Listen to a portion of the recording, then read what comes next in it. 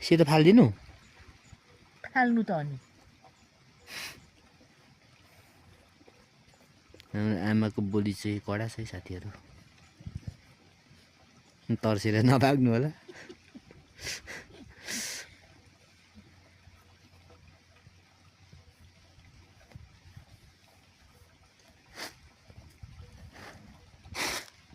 यस्तो गर्नु चाहिँ मलाई आउँदैन हौ तर यो उयो गर्नु क्या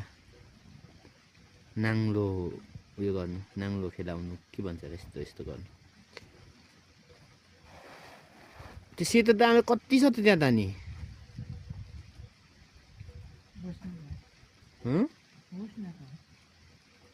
यसलाई चाहिँ पिस्नु पर्ने उयोमा मिक्सचरमा झुलो बनाउनु अनि त्यसपछि अचार बनाउनु त्यो उयो सिरामको जस्तै हुन्छ कि त्योभन्दा मिठो